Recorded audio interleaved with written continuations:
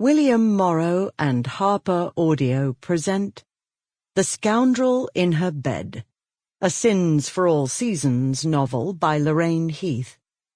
Performed by Kate Redding. Prologue. She'd survived. Breathing heavily, bathed in sweat, after hours of nearly unbearable pain and screaming, the discovery came as somewhat of a surprise. The midwife had warned her that her hips were too narrow for what was to come, terrifying her with the dire possibility of death, and yet the fear, the agony, and the doubts that had plagued her now faded away in direct contrast to the increasing volume of the indignant wails filling her bedchamber. The robust cries were a sign of health and well-being. A gentle smile curled her lips upward as unheralded joy pierced her heart and swept unerringly through her, taking up permanent residence in every nook and cranny of her being. How could a creature so small have such tremendous impact? "Is it a boy?"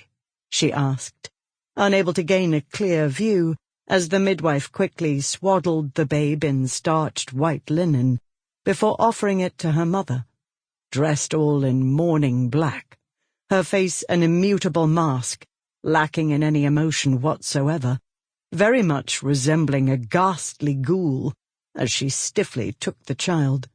"Mother!" She held up her arms imploringly, waving her fingers as a beggar in want of coins might. "Bring it here.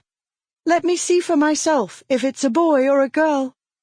Without even glancing her way, the woman who had brought her into this world spun about smartly, her heels clacking out a steady and foreboding staccato as she headed with purpose for the closed door. Terror gripped her, threatened to tear her world asunder. Despite her weakened state, she struggled to sit up, to scramble out of the bed, but strong hands, far too many hands, were suddenly there to hold her down as effectively as iron imprisoned the condemned. "Mother, no!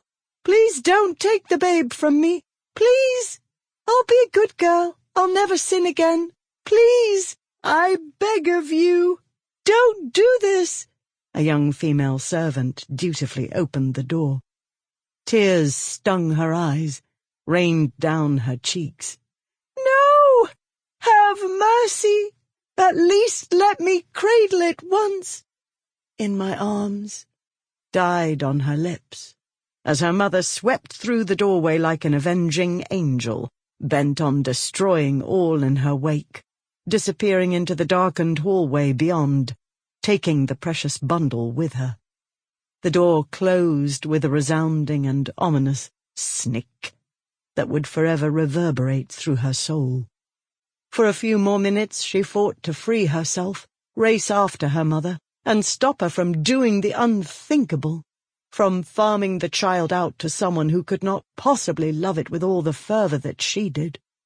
But the past several hours had not been kind, leaving her drained, exhausted, and faint. There, my dear girl," a maid cooed to her. "Calm yourself. Tomorrow all will be as right as rain." With gut-wrenching sobs racking her body, she sagged down onto the mattress in despair, while all that remained of her young, tender heart shattered into tiny shards that would be impossible to ever piece back together. Chapter 1. Whitechapel, early November, 1871. With a shiver, Lady Lavinia Kent brought the hood of her pelisse up over her head. There was a chill in the midnight air that had been lacking on other evenings, and she wasn't altogether convinced it was a result of autumn giving way to winter, but had more to do with the possible peril awaiting her. She was a woman with a purpose, had been since August, when she'd escaped her aristocratic life to seek something that would bring her more fulfillment than what had previously been mapped out for her without her consult, and none of her desires taken into consideration. Although her current mission brought with it dangers that lurked unseen in shadowy corners, She was... Sample complete. Ready to continue?